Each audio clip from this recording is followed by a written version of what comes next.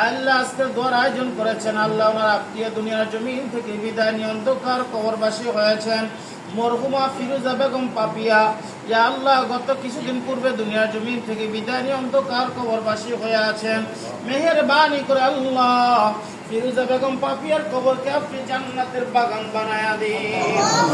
আমিন। দুনিয়াবি কোনো ভুলের কারণে, অন্যায়ের কারণে, অপরাধের কারণে যদি জাহান্নামের আসামি হয়ে যায়, আজকের দোয়ার বদৌলতে মাওলা তার কবরকে আপনি জান্নাতের বাগান বানায়া দিন। আল্লাহুম্মা আমিন। জিন্দেগীর সমস্ত গুনাহগুলোকে আপনি maaf করিয়া দিন। ইয়া রাব্বুল আলামিন, আমরা যারা হাত করণ করেছি, আমাদের আব্বা আম্মা দাদা দাদি নানা নানি আপনজন মুর্শিদার মুরব্বিয়ান মুখলিসান যতজন কবরবাসী হয়েছে, মেহেরবানি করে আল্লাহ প্রত্যেকের কবরগুলোকে আপনি জান্নাতের বাগান বানায়া দিন। আল্লাহুম্মা আমিন। ইয়া রাব্বি, আমরা যারা হাত করণ করেছি, আমাদের জিন্দেগীর গুনাহগুলো আপনি maaf করে দিন। সগীরা কবিরা, জানায় অজানায়, ইচ্ছায় অনিচ্ছায় প্রত্যেকের সমস্ত গুনাহগুলোকে আপনি maaf করে দিন।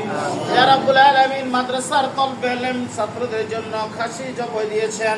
ইয়া রাব্বুল আলামিন, যে নিয়ত করে দিয়েছেন আল্লাহ নিয়তগুলোকে আপনি পূরণ করিয়া দিয়েন।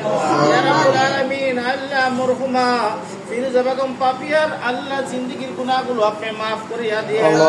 সকল প্রকার সওয়াবগুলি ফিরোজা বেগম পাপিয়ার রূহের মুবারকে পৌঁছায়া দিন।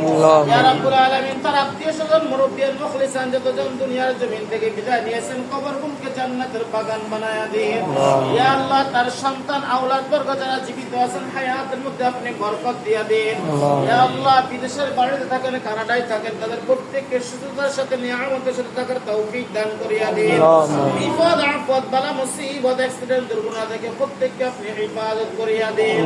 রব্বানা তাকাব্বাল মিন্না ইন্নাকা আনতাস সামিউল আলিম وتب علينا إنك أنت التواب الرحيم واجعل آخر كلامنا عند الموت لا إله إلا الله محمد رسول الله.